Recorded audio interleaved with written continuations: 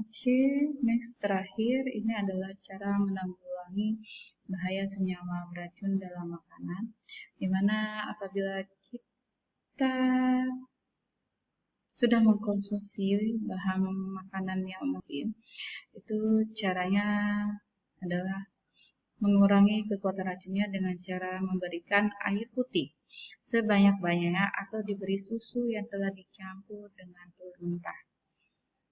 Kemudian agar perut terbebas dari racun, berikan norit dengan dosis 3-4 tablet selama 3 kali berturut-turut dan setiap jamnya. Air santan kental dan air kelapa hijau yang dicampur 1 sendok makan garam dapat menjadi alternatif jika norit tidak disediakan. Kemudian jika penderita dalam kondisi sadar, usahakan agar mentah, lakukan dengan cara memasukkan jari pada kerongkongan dan posisi badan lebih tinggi daripada kepala untuk memudahkan kontraksi. Apabila penderita segera ke rumah sakit atau dokter terdekat untuk mendapatkan perawatan intensif. Jadi ini adalah cara menanggulangi bahaya senyawa beracun dalam makanan. Ya. Dengan kesimpulannya itu adalah kandungan racun dalam bahan makanan biasanya rendah, sehingga bila dikonsumsi dalam jumlah normal oleh orang yang kesehatannya normal, tidak banyak membahayakan tubuh.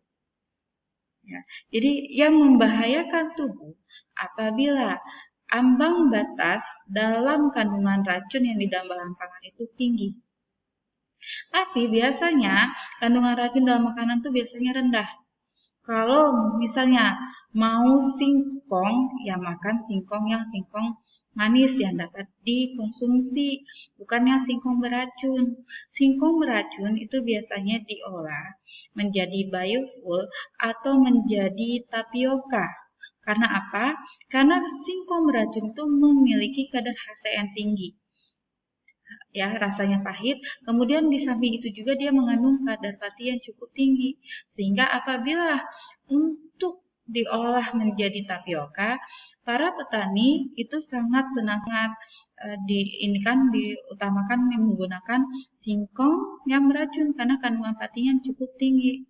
Sedangkan kalau yang singkong manis dia kandungan glukosanya yang tinggi.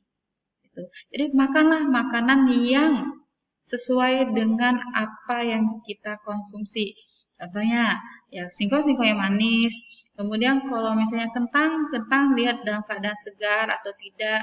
Kalau misalnya warnanya sudah berbeda-beda, itu berarti ada kandungannya zat anti gizi yang di dalam bahan pangan tersebut. Kalau jagung itu ada aflatoksin ya. Aflatoksin itu dibentuk dari adanya yang berwarna hijau keputih-putihan seperti dia jamur di dalam jagung tersebut itu adalah aflatoksin yang tidak layak untuk dikonsumsi. Jadi makanlah makanan yang masih baik dan bermutu.